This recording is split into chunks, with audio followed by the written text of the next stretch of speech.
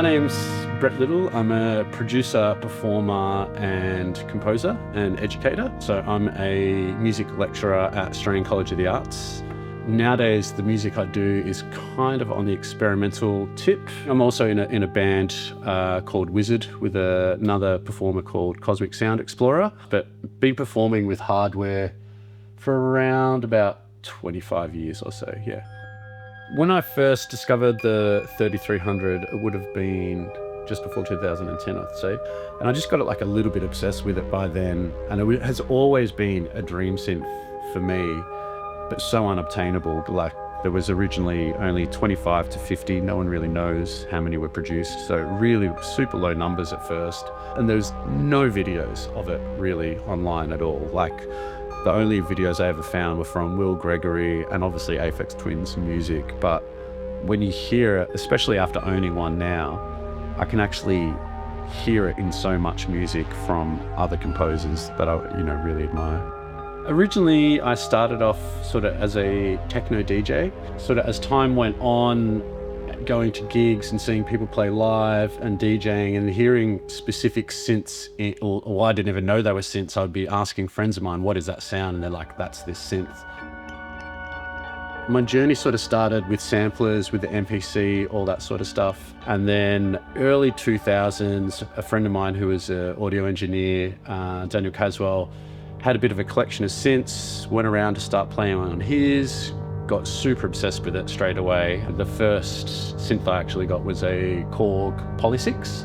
I'm a bit of a Korg fanboy, I would say. I've gone pretty hard on all the vintage Korg stuff since then and the ARP stuff, which is just by chance Korg does it now, which is like happy for me. Got into modular sort of stuff, originally with Eurorack, got rid of that. Got Buchla, got Roland System 100. What makes a 3300 really special for me is it's tri-timbral.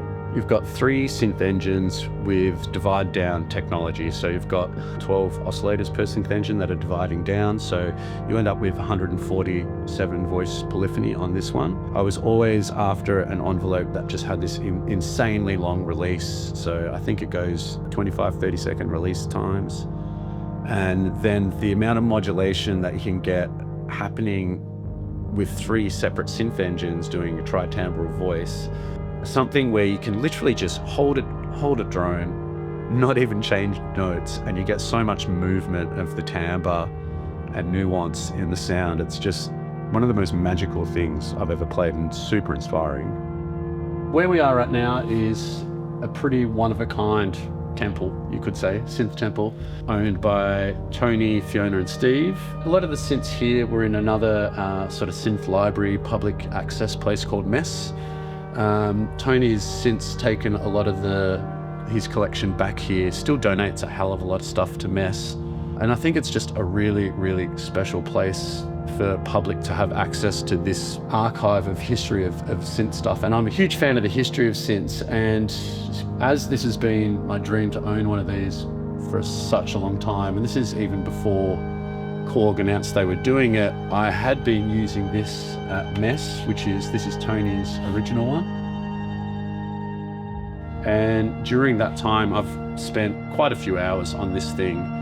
Especially once I knew I was getting the reissue, I really wanted to get to know the synth so that once the reissue came, I could just jump on it straight away and be pretty comfortable.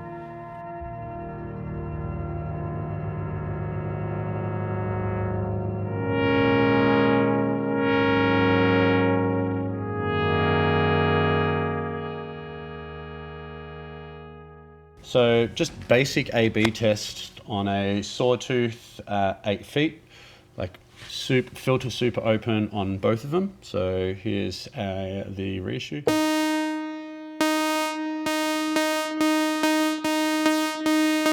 Now what I'll do is just add the resonators in the middle this time and hear the difference for this.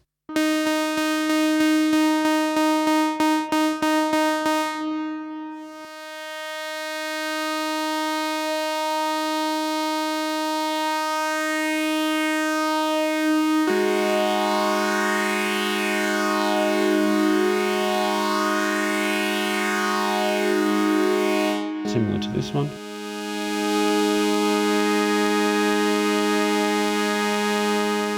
I think I've spent quite a bit of time on this, as I said before. This one in particular has, being from 1977, has quite a few quirks. I think the very first time I played it, I blew up the VCA somehow. Steve was the engineer for this place and pulled it out, was fixing it straight away. This has got a real sizzly sound, and I think it has a lot to do with the resonators. The resonators in this one use a particular component which is banned in Europe now. So they had to change from using Vactorals-based resonators to a modern interpretation of that. And I think that's where a lot of the difference comes from in that sort of top-end sizzle. This is a lot more creamy. So that's one thing I would say this has on it, because I'm really all about that sort of vintage, rough-edged sound, I would say.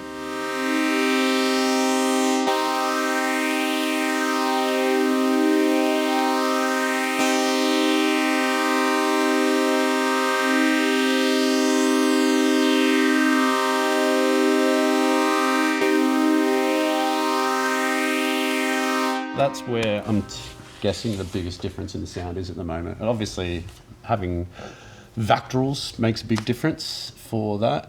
If people don't know what Vactorals are, they're used in like opto compressors, famously used by Buchla on a 292 low pass gate.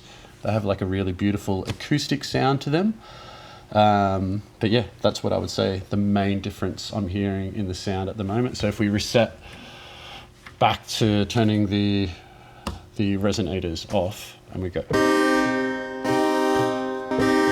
even sounds there.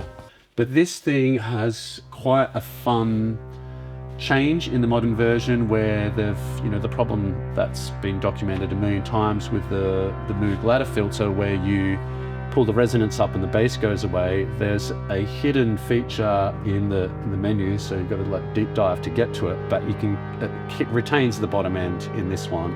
So this has got a lot more beef in the bass and a lot more nuance, I would say, in the bass sound. This one's pretty flat in the bottom end, but lots of sizzle in the top end. So that's kind of like the main differences I'm feeling for the sound. The other important change here, I think, so on the original there's no release on the envelope, so you've got an attack, decay and sustain, and then you've got different flick switches or trip switches to go between damped, half damped and release. When you have it in release mode, it just drains out forever. So they've added a proper release on this one that is, I haven't timed it, I think it's between 20 and 30 seconds, which is beautiful when you're designing patches, because you've got more nuance over how long these sounds are extending for. So you could be on one chord and be playing a chord, 5-10 seconds later, and the first one's still going. And that's the beauty of, having 147 voice polyphony. You can kind of do that kind of stuff. Yeah. One of the amazing things that I've loved about what Korg's doing recently is, they're putting out these reissues. I think it's really important to have this historical synthesizers available to people today, because it's something that I've always wanted my entire life. Never thought I'd be able to own one. They were up to over 100 grand for the originals. So this whole reissue series that Korg have been going on is really important for young producers. It's just culturally important that these things live on, I think, and especially with the 3300, because there's so few of them, so little information about it, barely any musical examples online. I feel like it's just going to give this a whole new life again. Yeah. This synth doesn't play like any other synth to me. It like begs to be just droned and like be held for a long time. So I've made a whole bunch of presets that I'm hopefully going to share with you all.